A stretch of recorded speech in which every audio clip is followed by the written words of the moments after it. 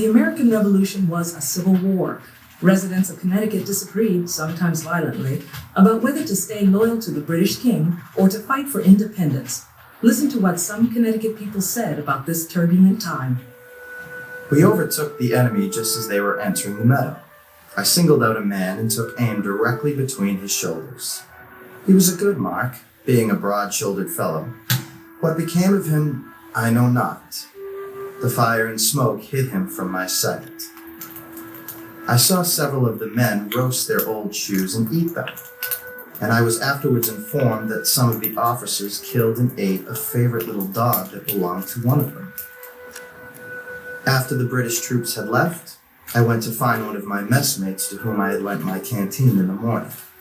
I found him indeed, but lying in a long line of dead men who had been brought out of the fort. Poor young man. Joseph Plum Martin. Dear husband, our fears are many, but we all hope for the best.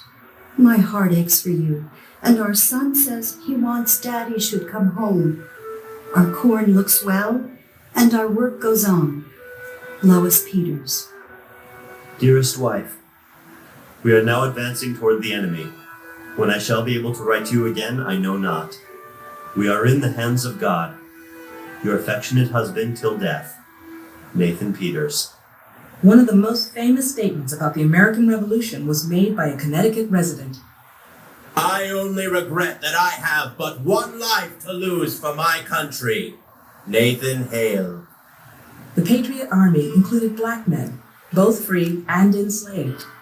I, Juba Negro, of Milford, with consent of my master, have enlisted in the white battalions and direct the paymaster to pay 1/2 of my wages to my said master and the other half to be paid to me, Juba Negro. Some enslaved men and women ran away to gain freedom by joining the British Army. Rose, a Negro girl, about 18, left my house in the night. I suppose she has gone off to the British Army. She had on a pair of sharp-toed men's shoes and took a knapsack and a soldier's coat with spangled buttons. $10 reward. Pelatiah Pierce.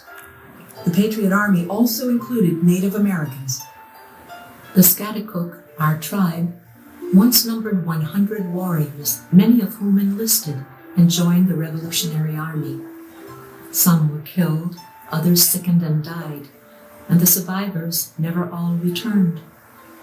Eunice Molly. Violence was not limited to the battlefield.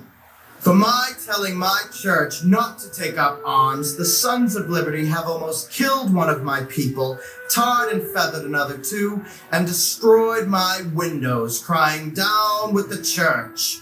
May the Lord deliver us from anarchy." Reverend Samuel Peters. Last evening, somebody tapped at our door.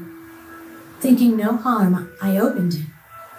In rushed 2 men with blackened faces who snatched the candle from my hand.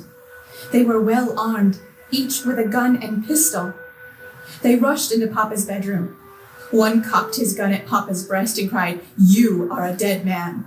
I instantly seized the gun and forced him outside the door. Sister fastened the door after us while Papa escaped.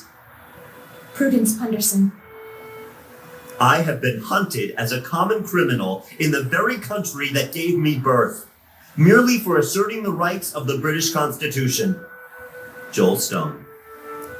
To Clarina, Martha, and Sylvia, my dear children, it was wicked men and women that made all this difficulty. Ebenezer Punderson.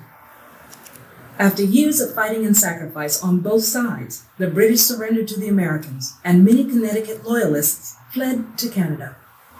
Washington ordered that there should be no laughing at the British, said it was bad enough to surrender without being insulted. The British Army paraded out and stacked up their arms. Some had a pint of lice on them. No boots, nor shoes. Lemuel Cook. I left Lloyd's Neck with my family for a voyage to Nova Scotia with the rest of the Loyalist sufferers. There are 250 passengers. Our ship tossed very much, and some of the people are quite sick. I long to hear from my dear mother and my brothers and sisters. Sarah Frost. Oh, how we are scattered. I don't hear a word from my absent brothers. They are gone. Alas, they are. They are gone. This is too much for me to forbear. Doth the stone.